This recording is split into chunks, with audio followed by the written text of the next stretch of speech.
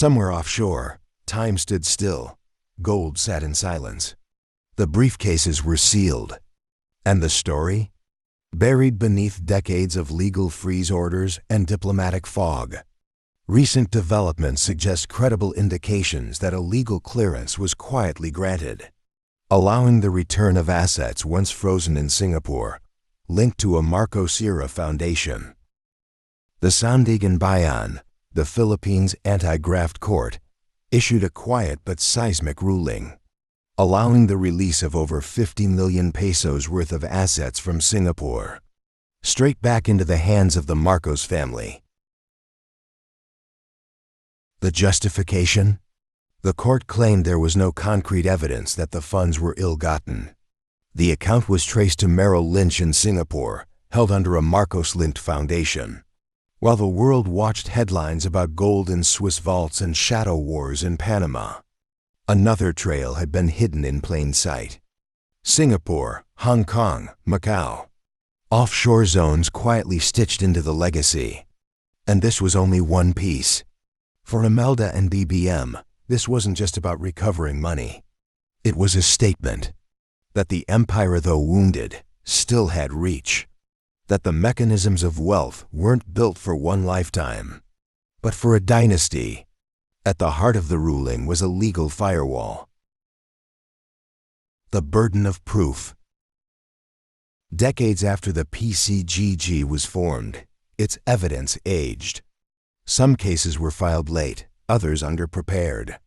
And under Philippine law, if you can't prove a fortune was stolen, it reverts to the claimant, even if that claimant wears the name Marcos.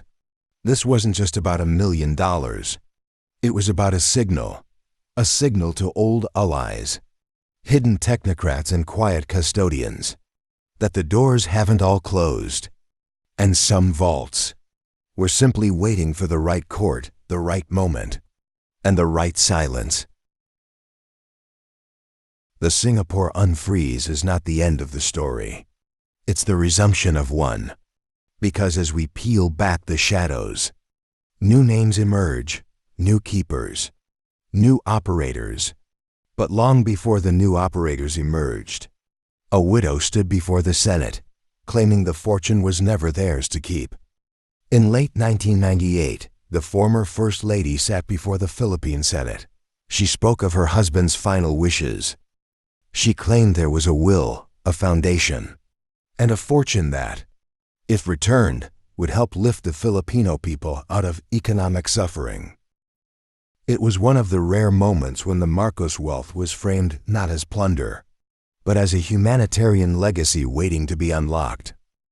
So now, with this quiet unfreezing of assets in Singapore, we ask, Madam Imelda, is this the beginning of that promise?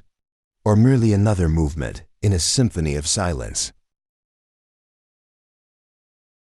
This is K Anton Reports, bringing back the truths they tried to bury. Co-produced by ChatGPT, Deputy Bud on duty. This has been an AI fact-checked profile report, where facts meet the algorithm, verified by AI, delivered by truth.